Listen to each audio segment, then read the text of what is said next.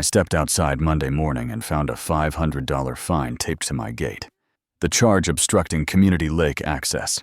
The problem, I'd just bought that lake property 2 weeks earlier, with a legal deed notarized and recorded in El Paso County.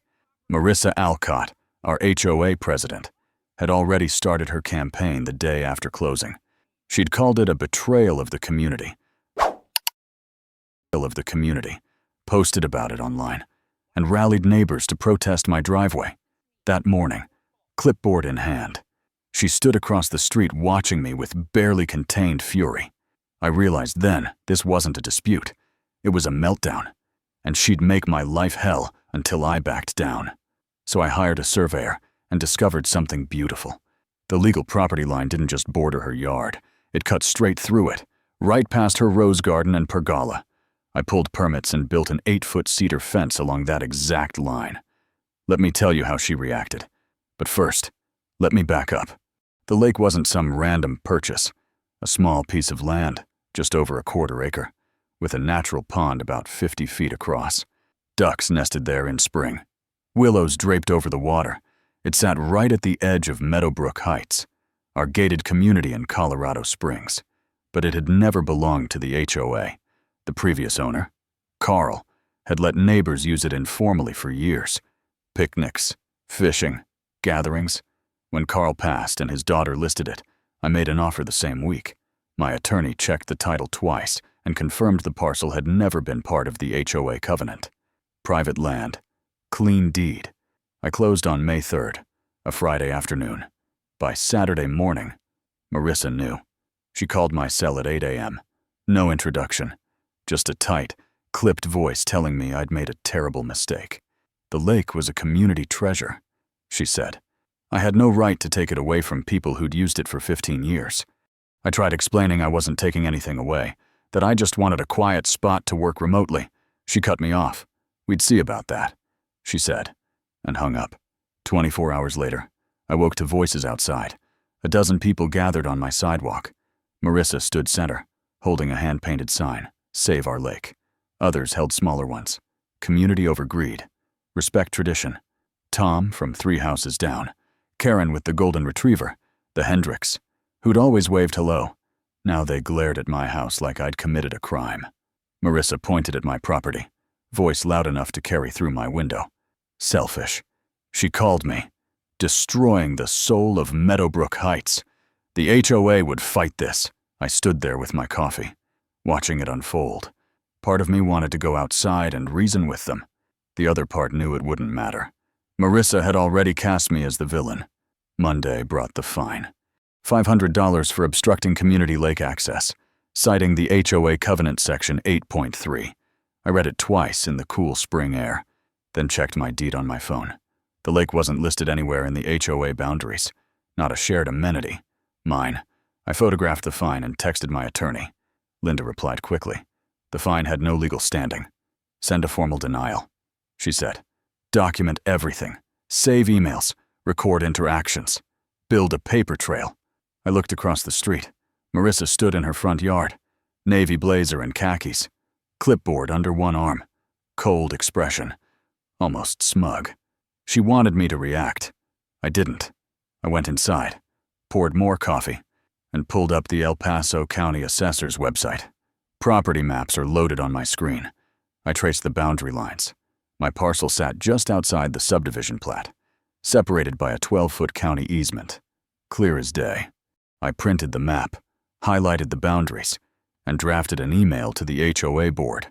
Professional tone. The fine was invalid because the property wasn't under the HOA's jurisdiction. I attached the deed and county map, requested immediate withdrawal and cessation of harassment, copied Linda, and hit send. Marissa escalated. By Tuesday afternoon, she'd posted about me in the neighborhood group. Didn't use my name directly, but everyone knew. A resident who'd betrayed the community by purchasing beloved shared space and threatening to fence it off. Refused to meet with the board. Hostile and uncooperative. Comments poured in. Some defended me, pointing out that private property was private. Most sided with Marissa. Greedy. Should have consulted the neighborhood. One suggested I donate the land. Another said fine me until I complied. I read through twice, jaw tightening. This wasn't about the lake. This was about control. Marissa had spent 7 years running Meadowbrook Heights like her kingdom, approved landscaping, dictated mailbox colors, fined people for trash cans out past 7 p.m. Now someone owned something she couldn't touch. She couldn't handle it. Wednesday morning, I called a surveyor, Marcus Tully, 60s, 30 years of surveying Colorado properties. He'd seen it before. HOA's overstepping authority. He came that afternoon with GPS equipment. We walked my property perimeter, checking the deed against physical landmarks. Trees, fence posts, rock outcroppings. Everything matched. Then we walked along the edge of Marissa's yard. 2 houses down, Marcus stopped near her rose garden, meticulously maintained red and pink blooms. He crouched, brushed away mulch, and found a survey pin. He stood, frowning. The pin marked my property corner. He pulled out his tablet, overlaid the map, and showed me. The legal boundary didn't stop at her yard's edge. It cut through. A 3-foot strip running past her roses and wooden pergola. I stared at the screen, processing.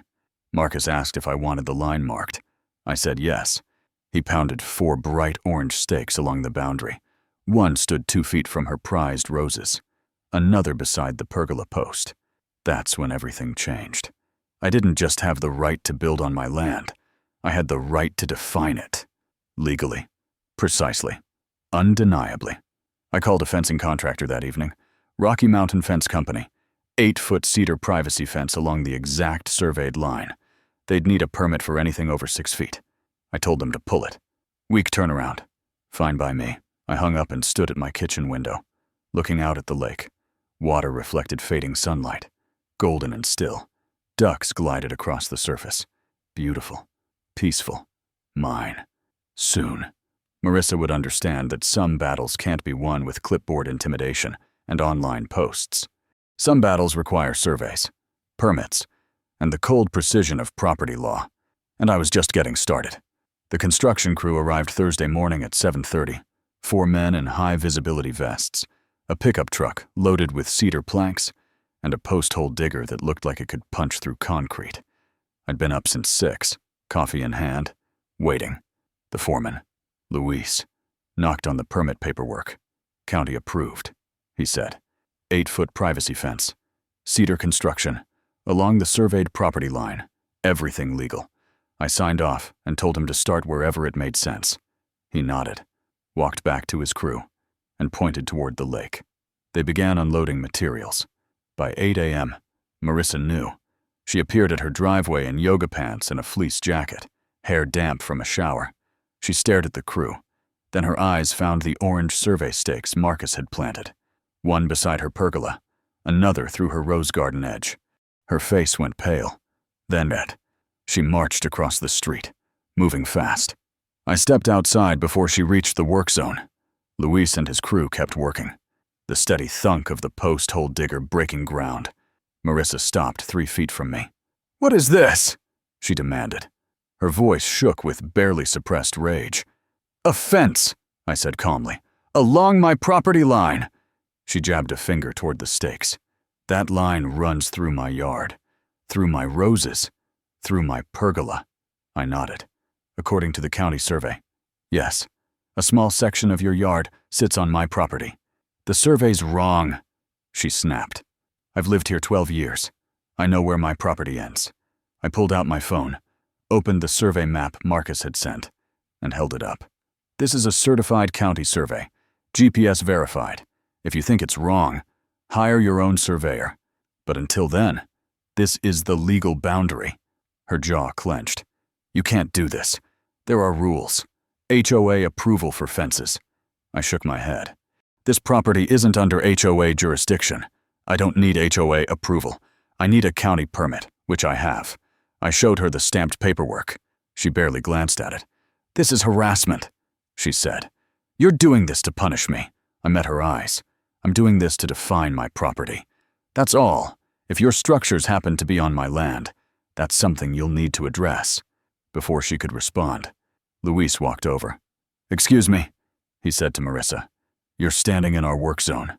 For safety, step back behind the stakes. Marissa looked at him like he'd slapped her. She turned, walked back to her house, and slammed the door hard enough that I heard it from across the street. The crew worked through the morning. Post holes every 8 feet. Cedar posts sunk deep and braced with concrete. The fence line started at the lake edge, running parallel to the water before turning north toward the street. That's where it got interesting. The boundary cut diagonally across what most assumed was Marissa's backyard. Her rose garden sat in a raised bed near the line, meticulously maintained with mulch and decorative stones. The pergola, about 10 feet square with climbing vines, stood partially on my land. Luis checked the stakes before drilling near the roses. "You sure about this?" he asked quietly. I nodded. "Follow the survey line exactly." He sighed and kept working. By noon, neighbors started gathering. Tom from down the street walked over, hands in his pockets. He watched the crew, then asked what was going on. I explained briefly, bought the lake property, hired a surveyor, and discovered the boundary ran through part of Marissa's yard, building a fence on my land. Tom frowned, said he'd always assumed the properties were separate. I told him they were, mostly, just a small overlap. He nodded, mentioned something about property rights, and walked away. Karen arrived with her golden retriever, asking if this was really necessary. I kept my answer short. "It's my property. I'm defining it." She didn't look happy, but didn't argue. Marissa came back around 1 p.m. with Harold Benton, the HOA attorney, 50s, suit despite the warm afternoon. Harold approached with his hands raised peacefully. "Mr. Mercer," he said, "I'm legal counsel for Meadowbrook Heights HOA. I understand there's confusion about property lines. I'd like to discuss this before things escalate." I told him there was no confusion. The survey was clear. Harold smiled thinly. He said he'd reviewed the covenants and believed there might be an easement preventing fence construction. I asked him to show me the documentation. He hesitated, said he'd need to pull records but was confident it existed. I opened my email and found the title report Linda had sent when I bought the property. "No easements," I said, showing him. "The title's clean."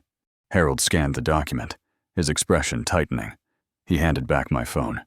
"This doesn't mean the HOA can't challenge the boundary. If there's a long-standing use of that land, we may have a prescriptive easement claim." I shook my head. Prescriptive easement requires hostile, continuous use for 18 years in Colorado. Marissa's only lived here 12, and her pergola's been up for 5, according to county building records I pulled yesterday.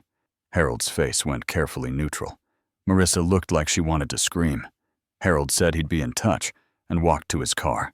Marissa stayed, staring at the fence line where a post now stood near her roses. The crew finished the first section by late afternoon. 8-foot cedar planks, smooth and clean, running from the lake toward the street. The fence cut past Marissa's rose garden, leaving her blooms on her side, but splitting the decorative stone border.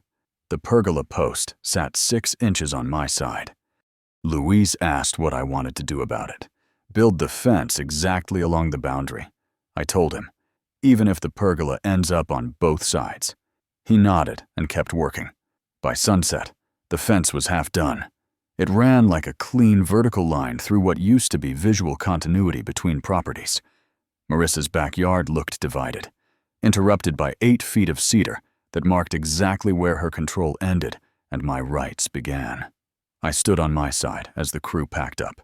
The lake reflected the orange and pink sky. Water perfectly still. Ducks paddled near the shore. From where I stood, I couldn't see Marissa's house anymore. The fence blocked the view. Tomorrow, they'd finish the rest. Tomorrow, the boundary would be undeniable, physical, impossible to ignore. I sipped my coffee and watched the light fade. Some people spend their lives pushing boundaries, testing how far they can go before someone pushes back. Marissa had spent 7 years doing exactly that. Now she'd finally met the line she couldn't cross, and it was made of cedar. The fence was finished by Friday afternoon. 8 feet of solid cedar running the entire length of the property line, from the lake edge all the way to the street. It bisected Marissa's rose garden, left her pergola stranded with 1 post on my side, and created a stark wooden barrier where there used to be open space. Luis and his crew cleaned up the site, loaded their tools, and drove away by 4 p.m. I walked the fence line one last time, checking the work. Every plank aligned perfectly. Every post sat exactly on the survey markers. Legal, precise, undeniable. I went inside, poured myself a bourbon, and sat by the window overlooking the lake. For the first time in 2 weeks, I felt like I could breathe. That peace lasted exactly 3 hours. At 7:15 p.m., my doorbell rang. I opened it to find 2 police officers standing on my porch. The older one, a sergeant with gray temples, introduced himself as Officer Hayes. His partner, younger and quieter, stood slightly behind him. "Mr. Mercer," Hayes said, "we received a complaint about property damage and harassment. Mind if we talk?" I invited them in, offered coffee, and pulled out my folder of documents. The deed, the survey map, the county permit, and photos of the survey stakes. I laid everything on the kitchen table. Hayes reviewed each item carefully while his partner took notes. Hayes looked up from the paperwork. "So this fence is entirely on your property," he said, "according to this survey?" "Yes, and you have a valid building permit." "I do." He nodded slowly. "The complaint came from Marissa Alcott. She claims you've destroyed her landscaping and built the fence maliciously to harass her." I kept my voice even. "The fence follows the legal property boundary. If her landscaping were on my land, that's not my problem. The survey shows a 3-foot strip of what she thought was her yard actually belongs to me. I didn't destroy anything. I built on my own property." Hayes studied the survey map again, tracing the boundary line with his finger. He asked if I had any communication with Marissa about this before construction. I pulled out my phone and showed him the email I'd sent to the HOA board, the texts from my attorney, and screenshots of Marissa's posts online calling me selfish and greedy. Hayes read through everything, then handed my phone back. "Mr. Mercer, from what I can see here, you've done everything by the book. Property's yours. Permits valid. Survey's certified. If Mrs. Alcott has a problem with the boundary line, that's a civil matter. She'd need to hire her own surveyor or take it to court. We can't do anything about a legal fence on your legal property." I thanked him. Hayes stood, his partner following. Before they left, Hayes turned back.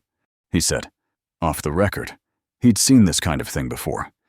HOA disputes that escalated because someone couldn't accept that they didn't have control. He advised me to keep documenting everything. If Marissa tries anything physical, call 911 immediately. I said I would. They left, and I watched their cruiser disappear down the street. Through my window, I could see lights on in Marissa's house. Shadows moved behind the curtains. I wondered what she was planning next. I didn't have to wait long. Saturday morning, I woke to the sound of shouting. I pulled on jeans and a shirt and stepped outside. Marissa stood on her side of the fence, screaming at it like the wood could hear her. Her face was red, hair wild, still in her bathrobe. She pounded on the fence with her fists, yelling about injustice and theft and how I'd stolen her property. A few neighbors had come out of their houses, watching from their driveways. Tom stood with his arms crossed. Karen held her dog's leash tight. The Hendricks couple stood on their porch, looking uncomfortable. I stayed on my side of the fence, silent, letting her vent. After about 5 minutes, she turned and saw me standing there. Her eyes locked onto mine. "You think you've won?" she shouted. "You think you can just come into this neighborhood and destroy everything we've built?" I didn't respond. That seemed to enrage her more. She walked along the fence line to the gate I'd installed, a simple locking gate that opened onto my lake property. She tried the handle. Locked. She yanked on it harder. Still locked. She kicked the base of the gate, then turned back to me. "This is theft," she screamed. "You stole community land. You stole my yard. I'm going to sue you for everything you have." I finally spoke, keeping my voice calm. "The land was never community property. It was never your yard. You can sue if you want. My attorney will be happy to show a judge the deed and the survey." Marissa's face twisted. She looked around at the neighbors watching, then back at me. "You're all seeing this," she yelled to them. "He's trying to destroy our community. He doesn't care about any of you. He only cares about himself." Tom shifted uncomfortably, but didn't say anything. Karen looked down at her dog. The Hendricks went back inside. Marissa stood there, breathing hard, waiting for someone to back her up. Nobody did. The silence stretched out, heavy and awkward. Finally, Harold Benton appeared, walking quickly across the street. He put a hand on Marissa's shoulder and spoke quietly to her. She shook him off at first, but he kept talking, voice low and insistent. After a moment, she let him guide her back toward her house. Before she went inside, she turned and pointed at me. "This isn't over," she said. Her voice had lost its volume but not its venom. Then she disappeared inside. Harold walked over to my fence. He didn't come onto my property, just stood on the other side. "Mr. Mercer," he said, "I need to be honest with you. Marissa's not handling this well. I've advised her to let it go, to accept the boundary, and move on. But she's not listening. I think she's going to escalate." I asked what he meant by escalate. Harold hesitated. He said Marissa was talking about calling the county, demanding a resurvey, and filing complaints with every agency she could think of. She was also talking about holding an emergency HOA meeting to vote on some kind of action against me. I told him the HOA had no authority over my property. He nodded. "I know, but that won't stop her from trying." He looked tired, like this whole situation had aged him. He told me to keep my documentation ready and to expect more complaints. Then he walked away. I spent the rest of Saturday reinforcing my records. I scanned every document, uploaded everything to cloud storage, and organized it into folders: deed, survey, permit, correspondence, photos, timestamps. I created a timeline of events, starting from the day I closed on the property to the fence completion. Linda, my attorney, had told me to treat this like building a legal case, because that's probably what it would become. I also installed 2 more security cameras, one covering the gate to the lake, another facing the fence line near Marissa's rose garden. Both were recorded continuously to cloud storage. If she tried anything, I'd have video evidence. Sunday was quiet. Too quiet. Marissa's house stayed dark most of the day. No one came or went. I worked on my laptop, checked the cameras periodically, and waited. By evening, I started to relax. Maybe Harold had gotten through to her. Maybe she'd finally accepted reality. I made dinner, poured another bourbon, and sat on my back deck overlooking the lake. The water reflected the sunset, gold and pink and deep orange. Ducks floated lazily near the shore. The fence stood solid and straight, marking the boundary with absolute clarity. I took a sip of bourbon and let myself believe the worst was over. That was my mistake. On Monday morning, I woke up to an email from the HOA board. Emergency meeting scheduled for Tuesday night, 7 p.m., agenda item discussion, and potential vote regarding Evan Mercer's conduct and standing within the Meadowbrook Heights community. I read it twice, then forwarded it to Linda with a single question. "Can they do this?" Her response came back in minutes. "They can hold a meeting, but they can't touch your property rights. Come prepared. Bring everything." I closed my laptop and looked out at the fence. The war wasn't over. It was just beginning. Tuesday night arrived cold and clear. I drove to the Meadowbrook Heights Community Center at 6:45, 15 minutes early. The building sat at the edge of the subdivision, a low brick structure with a meeting hall that could hold about 80 people. Tonight, it looked like we'd need every seat. Cars lined the parking lot. Tom's truck, Karen's sedan, the Hendricks SUV, Harold Benton's black Lexus, and right in front, Marissa's white BM with a custom plate reading HOA Press. I parked at the far end, grabbed my leather folder full of documents, and walked toward the entrance. Inside, the hall buzzed with conversation. Folding chairs faced a long table where the HOA board sat. 7 members total, Marissa in the center, flanked by Vice President Dale, Secretary, Treasurer, and 3 at-large members. Harold Benton sat off to the side marked Legal Counsel. I counted about 60 residents. They stopped talking when I walked in. Eyes followed me to a seat in the 3rd row. I set my folder on my lap and waited. The room felt hot despite the cold outside. At 7 p.m. sharp, Marissa called the meeting to order. She wore a navy blazer and white blouse, hair pulled back, makeup perfect, professional armor. She thanked everyone for coming and said tonight concerned a serious matter affecting the entire community. She didn't look at me, but everyone else did. Marissa summarized what she called the lake situation. A longtime community resource had been purchased by a resident who refused continued access and built a fence destroying private property. Evan Mercer, she said carefully, had shown complete disregard for Meadowbrook Heights values. Several people nodded.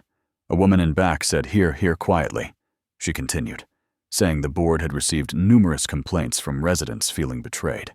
Property values could be affected if people built fences without HOA approval. The community needed to send a clear message. This behavior was unacceptable. Then she opened the floor. Hands shot up. Tom stood first. He said he understood property rights, but this felt extreme. Couldn't we have worked something out? A few people clapped.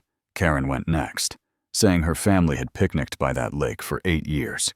Her kids fed ducks there. Now it felt stolen. More applause. Others spoke. One man called me selfish. A woman said the fence was ugly and divisive. Another suggested fining me until I took it down. Marissa let it continue for 10 minutes before raising her hand for silence. She said the board had drafted a resolution and asked Harold to read it. Harold stood, looking uncomfortable, and pulled out paper. The resolution stated that Evan Mercer had violated community covenant by constructing an unapproved fence, causing damage to neighboring property. The board recommended a $1,000 fine plus mandatory fence removal within 30 days. Failure to comply would result in additional fines and legal action. Harold sat down. The room erupted with overlapping voices, some shouting agreement, others looking uncertain. Marissa asked for a motion to approve. Dale motioned immediately. The secretary seconded. Marissa called for discussion. That's when I stood. The room went quiet. I spoke clearly, projecting to the back row. I said I appreciated everyone's feelings, but feelings didn't override property law. I opened my folder and walked to the front, setting copies of my deed, survey map, and county permit on the table. These documents prove the land never belonged to the HOA. I said, the survey shows the legal boundary. I have a valid building permit. Everything I did was legal. Marissa interrupted. Legality wasn't the issue. The issue was respect and cooperation. I turned to face her. Respect works both ways. You fined me $500 for something I had every right to do, posted about me online, organized a protest at my house, sent your attorney to threaten me with easement claims that don't exist. I've followed the law. You've been harassing me because you can't accept that you don't control everything in this neighborhood. Dead silence. Marissa's face flushed deep red. Harold stood quickly. He said, for the record, that he'd reviewed my documentation and everything appeared in order. The property was outside HOA jurisdiction. Any resolution attempting to fine me or force removal would likely be unenforceable and could expose the HOA to liability. Dale looked confused. So we can't do anything. Harold shook his head. Not regarding the fence. It's outside your authority. One of the at-large members, a woman named June, spoke up. She said she'd been on the board 3 years and never seen the original plat map. She asked Harold for a copy. He pulled it up on his laptop and projected it. The map showed Meadowbrook Heights boundaries in blue. My lake property sat clearly outside, separated by county land. June studied it. So Evan's right. That property was never ours. Marissa tried to object, but June continued. If the property wasn't part of the HOA, the board had no business fining anyone or demanding removal. This whole meeting was possibly illegal. Marissa's composure finally shattered. Her voice rose sharply. This isn't about jurisdiction. It's about what's right. That lake belonged to this community in spirit. She pointed at me, hand trembling. I've given 7 years to this neighborhood. 7 years, and now you're siding with him. He's been here 3 years. Who are you going to trust? June looked at the other board members. I moved to table the resolution indefinitely. It has no legal basis. The treasurer seconded immediately. Marissa stared at June. You can't do that. I'm the president. June met her eyes calmly. You're the president. But this is still a board. We vote. Marissa called for the vote. Voice shaking. The resolution failed. 4 to table, 2 to proceed. 1 abstained. Marissa gathered her papers abruptly, chair scraping loudly, and walked out. The door slammed behind her. The remaining board members exchanged awkward glances. Harold suggested adjourning. June agreed. Everyone filed out slowly, conversations resuming in hushed tones. Several people glanced at me. Some looked apologetic. Others are still angry. I didn't care. I'd stated facts and won because the law was on my side. I walked into the cold night. My breath formed clouds under parking lot lights. Across the lot, Marissa sat in her BMW, hands gripping the wheel, staring straight ahead. She didn't start the engine, just sat there, alone in the dark. I got into my truck and drove home. The fence stood exactly where I'd left it. Inside, I poured bourbon and checked security cameras. Everything quiet. I emailed Linda summarizing the meeting. Her response came fast. Well done. Expect retaliation. Stay vigilant. I finished my drink. She was right. This wasn't over. But tonight, I'd held my ground, and that was enough. The morning after the meeting, I woke to silence. No protesters, no shouting, no angry knocks on my door, just the sound of ducks on the lake and wind rustling through the cedar fence. I made coffee and sat on my back deck, watching sunlight spread across the water.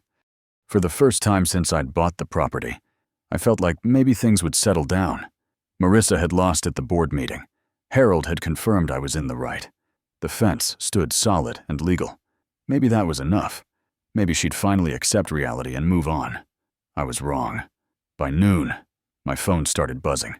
Text messages from numbers I didn't recognize. The first one said I should be ashamed. The second called me a selfish piece of work. The third told me to leave the neighborhood.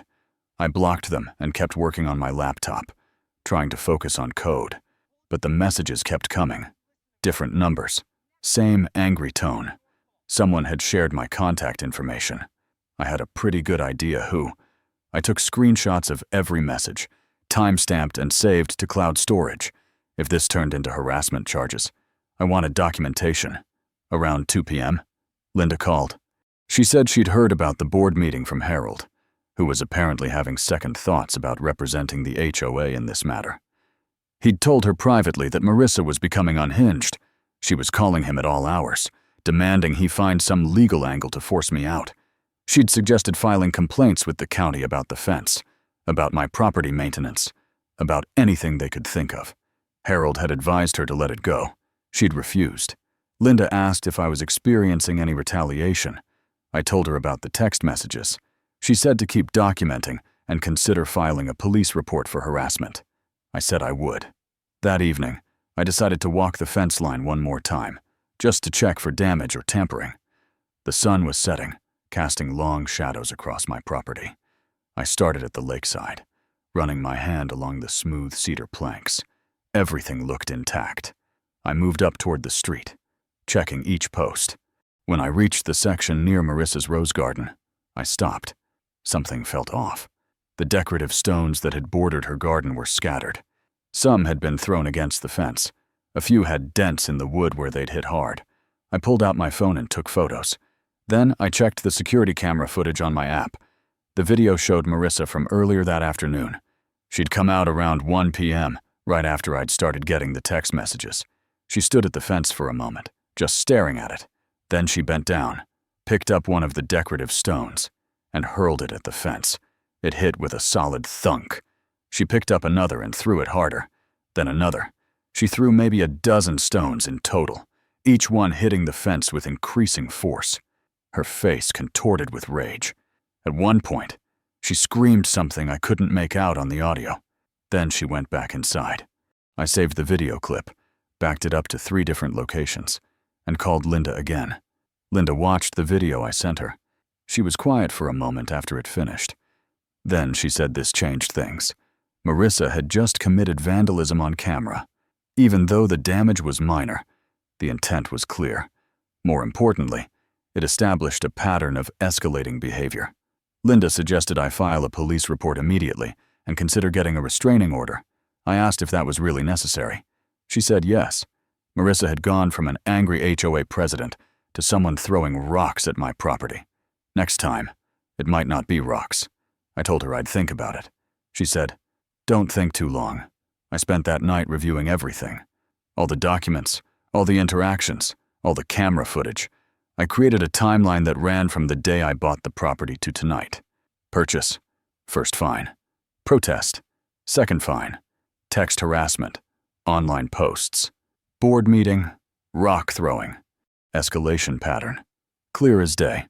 I also started researching something that had been nagging at me since the board meeting. June had asked about the original HOA plat map, and when Harold showed it, something caught my eye. The boundaries looked slightly different from what I remembered seeing in the HOA covenant documents. I pulled up the county records website and started digging. It took me 2 hours, but I found it. The original subdivision plat from 1998 when Meadowbrook Heights was developed. I compared it to the current HOA covenant that Marissa had cited when she fined me. The boundaries didn't match. According to the original plat, several properties on the north end of the subdivision had larger lots than the HOA covenant indicated, including Marissa's. I cross-referenced with the most recent county survey from 2019. The discrepancy was clear. Marissa's property, according to the legal survey, was about 8 feet narrower on one side than the HOA covenant claimed. That 8-foot strip county easement. Public land, not hers. I sat back in my chair, staring at the screen. This was bigger than a fence dispute. If Marissa had been operating under incorrect boundary assumptions for 12 years, she might have made improvements on land that wasn't hers. I zoomed in on the survey map. Her pergola sat partially on a county easement. So did part of her driveway extension that she'd added 5 years ago. I checked the county building permit records. No permit for the driveway extension. No permit for the pergola. She'd built both without approval, possibly because she knew they wouldn't be approved if the county realized they encroached on public easement. I called Linda despite the late hour. She answered on the second ring. I walked her through what I'd found. She pulled up the same records on her end while we talked. After several minutes of silence, punctuated by occasional typing, she spoke. "Evan," she said slowly, "this is significant.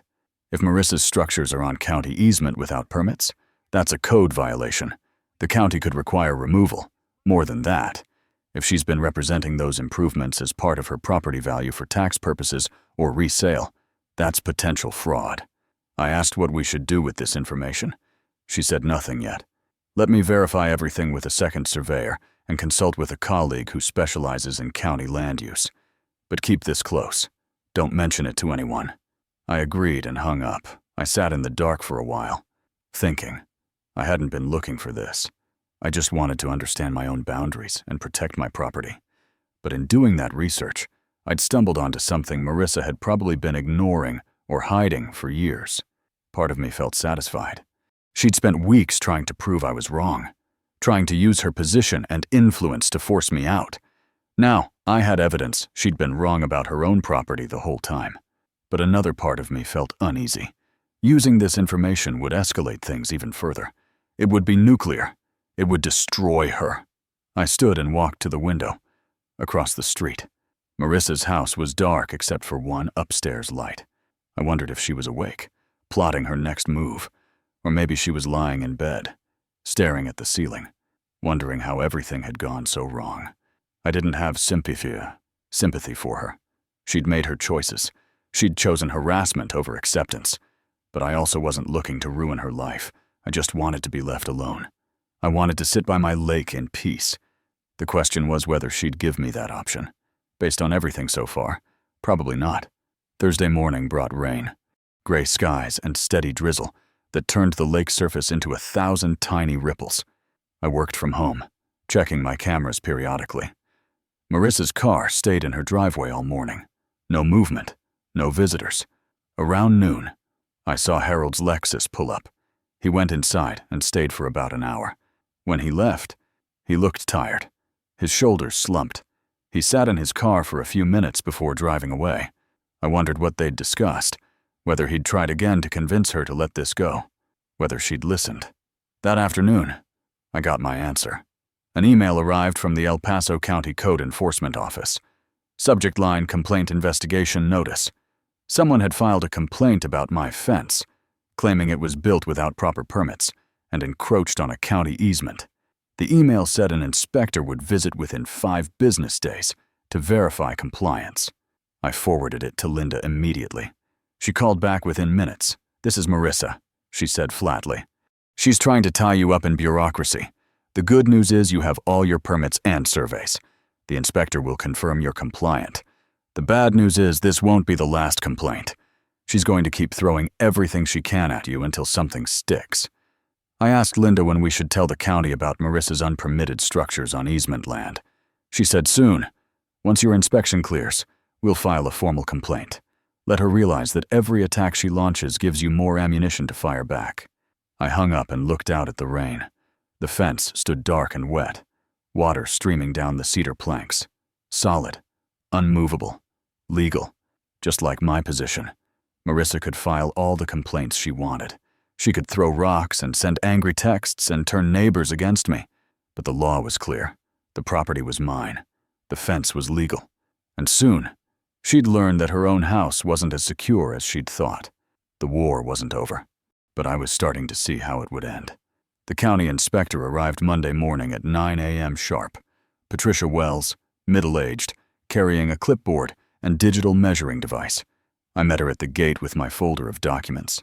She reviewed my building permit, survey map, and deed, then walked the fence line with me.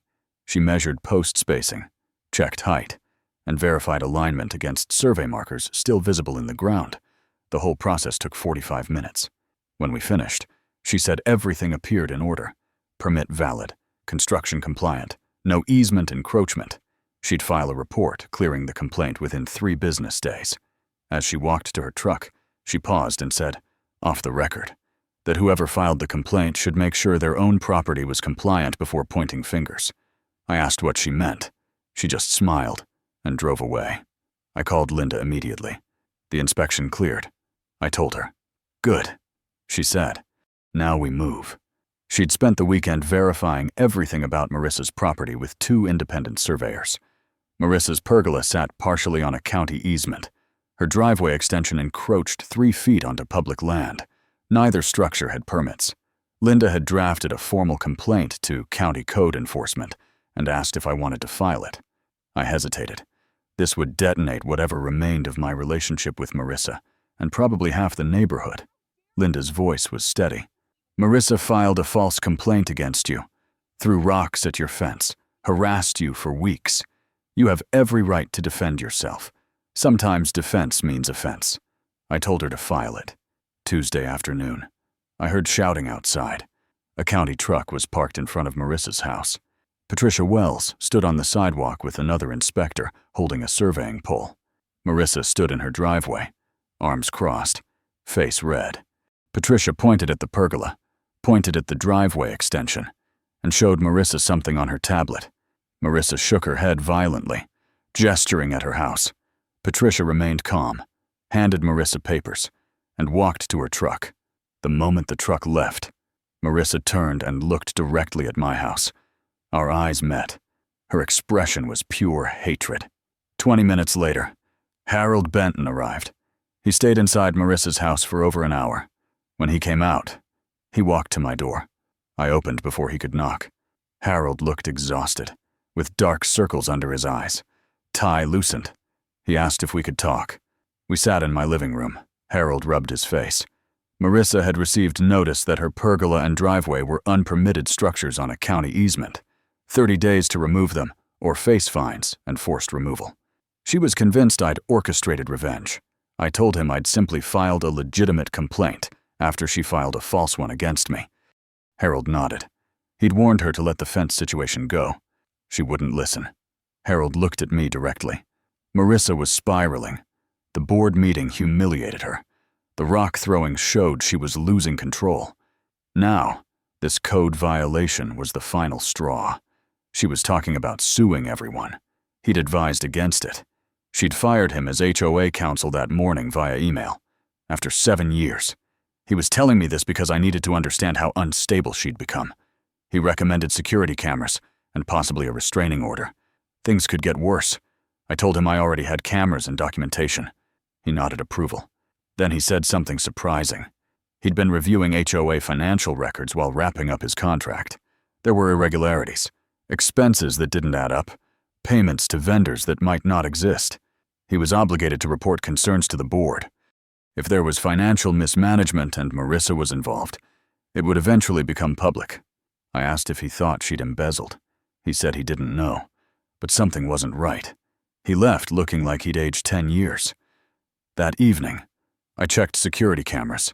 Marissa's house showed lights in multiple rooms, shadows moving behind curtains, pacing. I wondered if she'd finally realize she'd lost and accept it. The cynic in me knew she wouldn't. People like Marissa didn't accept defeat gracefully. They doubled down. They escalated. I poured bourbon and tried to relax, but tension crawled up my spine. Something was coming. Wednesday morning answered the question. I woke to find my truck's tires slashed. All four. Clean cuts. Deliberate. I checked security footage. The camera covering my driveway had been spray painted over around 3 a.m., but they'd forgotten the second camera on the garage, angled to cover the side yard. That one caught everything. A figure in dark clothing and a hoodie, face mostly hidden, walking up my driveway. They spray painted the main camera, then walked to my truck, pulled out a knife, methodically slashed each tire. The figure was small, of slight build, and moved quickly, except I recognized the white BMW that had parked 2 houses down at 2:58 a.m. and left at 3:12. I saved the footage and called the police. 2 officers arrived within 20 minutes. I showed them the tires, the spray-painted camera, and the video. Officer Martinez asked if I knew who owned the BMW. I said yes. Marissa Alcott, 2 houses down. He asked about our relationship. I gave the short version. Property dispute, HOA conflict, escalating harassment. The other officer, older and more experienced, asked if I wanted to press charges. Absolutely, I said. He explained they'd need to verify vehicle registration, interview Marissa, and collect evidence. Vandalism and property destruction were criminal offenses. I told them I had weeks of documented harassment, text messages, thrown rocks, false complaints, pattern of behavior. They said it would help the case. After the police left, I called Linda. This was it, she said. The line Marissa crossed from civil harassment into criminal activity. With video evidence and BMW registration, the DA might prosecute. Even if Marissa claimed someone else used her car, the pattern would be hard to explain. Linda would prepare a civil harassment lawsuit as well. Restraining order, damages, and emotional distress. Hit her from both sides. She said we'd wait for the police investigation, document everything else, and stay alert. Most importantly, don't engage with Marissa directly. Let the system work. I spent Wednesday getting my truck towed and dealing with insurance, 4 new tires, camera replacement, and deductible, $800 out of pocket. I'd recover it through civil court eventually, but it was the principle. Marissa had committed a crime on camera because she couldn't handle losing. I wondered how she'd explain it, whether she'd lie, whether her attorney could save her. I doubted it. The evidence was too clear. That night, I sat on my deck looking out at the lake. The fence stood solid in fading light. My property, clearly marked and undeniable. Somewhere 2 houses down. Marissa was probably panicking, calling people, trying to figure out what to do, realizing she'd made a terrible mistake. I didn't feel victorious. I felt tired. This situation had consumed weeks of my life because someone couldn't accept that they didn't own everything they could see. I finished my drink and went inside. Tomorrow, police will interview Marissa. Tomorrow. The consequences would start. Tomorrow. Finally, this would begin to end. Thursday morning, 2 detectives showed up at Marissa's house. I watched from my window as they stood on her porch for several minutes before she opened the door. Detective work doesn't happen fast on TV cop shows, but real investigations move at their own pace. They stayed inside for over an hour. When they left, one of them carried a clear evidence bag with what looked like a dark hoodie. Marissa stood in her doorway, arms wrapped around herself, looking smaller than I'd ever seen her. The detectives drove past my house on their way out. One of them nodded at me through the window. An hour later, my phone rang. Detective Sarah introduced herself and asked if I could come to the station to give a formal statement. I drove downtown and spent 2 hours going through everything. The property purchase, the fines, the protests, the board meeting, the rock throwing, the tire slashing. I provided copies of all my documentation, text messages, emails, security footage, and financial records show the $800 in damages. The detective listened carefully, took detailed notes, and said they were building a strong case. The BMW was registered to Marissa. The hoodie they'd collected matched fibers found near my truck. She'd initially denied being out that night, then changed her story when they mentioned video evidence. Classic signs of guilt. The detective said the DA's office would review everything and decide on charges, likely criminal mischief, vandalism, and possibly stalking, given the pattern of behavior. She asked if I felt safe in my home. I told her about the security cameras and that I'd been documenting everything. She said that was smart. She also mentioned that during the interview, Marissa had made statements about me that were concerning, accused me of stealing from the community, destroying her property, and conspiring with county officials. None of it made sense legally, but it showed her mental state. The detective recommended I file for a restraining order regardless of criminal charges. I said I'd talk to my attorney. That afternoon, Linda filed the restraining order petition. Temporary protection order, requesting that Marissa stay at least 100 yards from me, my home, and my property. No contact of any kind. The hearing was scheduled for the following Tuesday. Linda said with the police report and security footage, approval was almost certain. She also said Harold had followed through on reporting the HOA financial irregularities to the board. They'd hired an independent auditor. The audit was just beginning, but preliminary findings suggested significant discrepancies. Money allocated for community improvements that never happened. Payments to vendors that didn't exist or were significantly inflated. Over 3 years, possibly $18,000 unaccounted for. I asked Linda if Marissa could face criminal charges for that, too. She said yes if the audit proved embezzlement, but financial crimes took time to investigate and prosecute. The vandalism case would likely resolve first.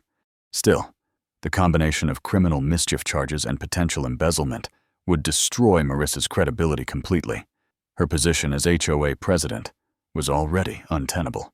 The board would almost certainly remove her. Linda said we should prepare for her to lash out again before the restraining order hearing. Cornered animals were dangerous. I should stay vigilant. Friday brought unexpected news. I received an email from June Kim, the board member who'd stood up to Marissa during the emergency meeting. She said the board had held a closed session on Thursday night. They'd voted 6-1 to remove Marissa as president effective immediately. The one dissenting vote was Marissa herself. June was now acting president. The board had also voted to rescind all fines issued to me, issue a formal apology, and make clear that my property was not under HOA jurisdiction. She attached a letter signed by all 6 members. It was professional, apologetic, and unambiguous. I forwarded it to Linda, who said it would be useful in court. Saturday morning, a for sale sign appeared in Marissa's front yard. I wasn't surprised. Between the code violations requiring expensive removals, the criminal investigation, the restraining order, and the embezzlement audit, staying in Meadowbrook Heights was no longer viable for her. The house is listed at $485,000, about 10% below market value. Quick sale pricing, desperation pricing. I felt a complicated mix of emotions looking at that sign. Satisfaction that justice was working. Guilt that someone's life was falling apart, even if they'd brought it on themselves. Mostly exhaustion. I just wanted this finished. Sunday afternoon, Harold stopped by. He looked better than the last time I'd seen him, less exhausted. He said he'd been hired by the board as interim counsel to handle the transition and assist with the embezzlement investigation. He wanted to update me personally. The audit had found clear evidence of financial misconduct. Marissa had approved payments to a landscaping company owned by her ex-husband without disclosing the relationship. She had also authorized withdrawals from the reserve fund for emergency repairs that never happened. The total was over $18,000. The board was filing a report with the DA's office, combined with the vandalism charges. Marissa was looking at potentially multiple felonies. Harold said he felt partially responsible. He'd been the HOA's attorney for 7 years. He should have caught the financial irregularities earlier, but Marissa had controlled access to records, scheduled audits conveniently when certain expenses were hidden, and used her authority to deflect questions. It was only when he'd started wrapping up his files after she fired him that he'd noticed patterns. I told him he'd done the right thing reporting it. He nodded, but still looked troubled. He said Marissa had called him yesterday, asking him to represent her in the criminal case. He'd declined. Conflict of interest, and he frankly didn't believe her denials. She'd burned every bridge she had. Monday brought the restraining order hearing. Linda and I sat in a small courtroom while a judge reviewed our petition. Marissa wasn't there. Her attorney, a public defender who looked fresh out of law school, said she was too emotionally distressed to attend. The judge frowned at that, but proceeded. Linda presented our evidence: the timeline of harassment, the security footage, the police report, the documented pattern of escalation. The public defender tried to argue that it was a property dispute that got out of hand, that Marissa was under extreme stress. The judge cut him off. She said the video evidence was clear. The behavior was criminal, not just inappropriate. She granted the restraining order for 1 year, 100 yards minimum distance. No contact, direct or indirect. Violation would result in immediate arrest. Walking out of the courthouse, I felt something shift. The restraining order was tangible protection, legal force behind boundaries, just like the fence. Marissa couldn't come near me now without consequences. The criminal case was moving forward. The embezzlement investigation was building. Her house was for sale. The board had removed her. Everything she'd tried to use against me had collapsed back on her. Not because I'd been vindictive or cruel, but because I'd simply stood my ground and documented the truth. The law had done the rest. That evening, I sat by the lake as the sun set. The water reflected orange and purple light. Ducks paddled peacefully. The fence stood clean and strong, marking boundaries that were no longer disputed. I thought about everything that had happened. How a simple property purchase had turned into weeks of conflict. How someone's need for control had destroyed their own life. How standing up for yourself sometimes meant watching someone else fall. I didn't feel victorious. I felt relieved. The worst was over. Justice was working. And finally, I could just sit by my lake in peace. 3 months later, November brought cold winds and early snow to Colorado Springs. The lake froze at its edges, ice forming delicate patterns along the shore. The fence had weathered its first season, cedar aging to a soft silver gray. I stood on my deck with morning coffee, watching steam rise from the mug into cold air. The neighborhood looked different now, quieter, calmer, changed. Marissa's house was sold in October. A young family from Denver bought it at the asking price. The Johnsons, with 2 kids under 10 and a golden retriever that got along well with Karen's dog. They'd introduced themselves the day they moved in, friendly and unpretentious. I'd helped them carry boxes. The husband, Mike, asked about the fence. I gave him the short version. Property boundary dispute with the previous owner. All resolved now. He nodded and didn't press. The wife, Sarah, asked if the lake was accessible. I told them I kept the gate unlocked on weekends. From 10 a.m. to 5 p.m., families welcome. Just respect the space. She smiled. The kids would love that. The criminal case against Marissa was resolved in September. She'd taken a plea deal, guilty of criminal mischief and vandalism, 18-month supervised probation, restitution for my damages, 200 hours of community service, and mandatory anger management counseling. No jail time, but a criminal record. Her attorney had argued she'd suffered a mental breakdown due to stress. The DA had agreed to the plea, partly because it was her first offense, and partly because the embezzlement case was still building. Why waste resources on a trial when bigger charges were coming? The embezzlement investigation had taken longer. Forensic accountants traced 3 years of HOA financial records.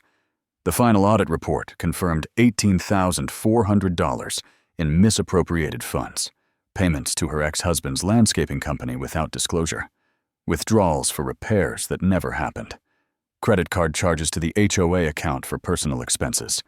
The DA filed charges in October. Theft, embezzlement, fraud, all felonies. Marissa's new attorney was negotiating another plea deal. Word through Harold was that she'd likely get probation, full restitution to the HOA, and a felony record that would follow her forever. No jail time again. But her reputation was destroyed. Harold had stayed on as HOA counsel under June's leadership. The board had transformed. More transparent, more accountable. Financial statements are posted online monthly. Meetings recorded and archived. Resident input actually considered. June had even proposed amending the covenants to clarify property boundaries and limit the board's authority. No more overreach. No more petty fines for mailbox colors. The neighborhood felt less like a dictatorship and more like a community. Several residents had apologized to me privately. Tom had brought over a six-pack one evening, said he'd been wrong to judge without knowing the facts. Karen had baked cookies. The Hendricks invited me to their Thanksgiving dinner. I'd taken down most of my security cameras, kept 2 for general safety, but the paranoia was gone. The gate to the lake property stayed unlocked on weekends now.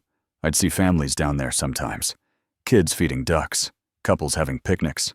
Exactly what the space was meant for. The difference was, it now happened with permission, with respect. People waved when they saw me, said thank you, cleaned up after themselves. That's all I'd ever wanted. Not to hoard the lake, just to define boundaries. To be asked instead of assumed. To be respected instead of bullied. Linda and I had settled the civil suit in October. Marissa paid $800 for my truck damages, $5,000 for legal fees, and $3,000 for harassment and emotional distress. She'd probably paid it from the proceeds of her house sale. Her attorney had pushed for a non-disclosure agreement. Linda refused. I wanted the record to be public. Wanted future HOA boards to know what happened when authority turned into tyranny. The settlement was filed in the county court, accessible to anyone who looked. A warning and a lesson. I'd also made peace with what I'd done. For weeks after the restraining order, I'd wrestled with guilt. Had I destroyed someone's life, could I have handled it differently? But every time those thoughts surfaced, I'd remember the $500 fine on my gate, the protesters on my sidewalk, the rocks were thrown at my fence, the slashed tires. Marissa had choices at every step. She could have accepted the property line, could have apologized, could have walked away. Instead, she'd escalated at every turn. She'd chosen destruction. I'd just refused to be destroyed. The lake became my refuge again. I'd built a small deck down by the water, just big enough for a chair and a side table. I'd sit there in the mornings before work, laptop balanced, writing code while ducks swam past. Sometimes neighbors would walk by, kids in tow, and wave. Sometimes they'd stop and chat. The Johnsons asked if their kids could fish from the dock. I said sure, just supervise them. Mike invited me to a barbecue they were hosting. I went. It felt good to be part of the community again, on my own terms. Not forced, not assumed, but chosen. One Saturday, in late November, I was sitting by the lake when I heard footsteps on the path. I looked up. June Kim walked toward me, hands in her coat pockets. She asked if she could sit. I gestured to the empty chair. We sat in silence for a minute, watching the water. Then she spoke. She said she owed me an apology. She'd been on the board for 3 years and had let Marissa run things without question. She'd seen the warning signs of abuse of power, but had stayed quiet because it was easier. It took me standing up to make her realize the board had failed its responsibility. I told her she'd done the right thing when it mattered. At the emergency meeting, she'd been the first to question Marissa, the first to demand accountability. That took courage. June smiled slightly. She said the board was working on new bylaws. They wanted my input, someone who understood property rights and wasn't afraid to stand up when things went wrong. I'd be a good fit if I were interested. I told her I'd think about it. Truth was, I wasn't sure. I'd spent months fighting the HOA. Joining it felt strange, but maybe that's exactly why I should. To make sure what happened to me never happens to anyone else. As winter settled in, I found myself thinking less about the conflict and more about what came after. The fence still stood, marking boundaries, but it no longer felt like a barrier. It was just a line, a clear definition of where my responsibility ended and others began. That clarity had cost more than I'd expected. Weeks of stress, thousands in legal fees, a destroyed relationship with a neighbor, and the knowledge that I'd played a part in someone's downfall. But it had also brought peace, real peace, built on respect and clear boundaries. I stood on my deck one evening as snow began to fall. Fat flakes drifting down, covering the fence, the lake, the yard in soft white. The world looked clean, fresh, like a reset. I thought about Marissa sometimes, wondered where she'd moved, whether she'd learned anything, whether she'd ever understand that control and respect were different things. I hoped she'd find peace eventually, but mostly, I focused on my own. The lake was mine, the fence was legal, the boundaries were clear, and for the first time since I'd bought this property, I could simply enjoy it. That's all I'd ever wanted. And finally, that's exactly what I had. Sometimes standing up for what's right means standing alone, but you're not alone here. If this story resonated with you, if you've ever faced someone who thought power meant control, drop a comment below, share your story. Hit subscribe to Karma Fence for more real stories about boundaries, justice, and people who refuse to back down. Because the best way to stop bullies is to show others they can stand their ground too. Your story matters.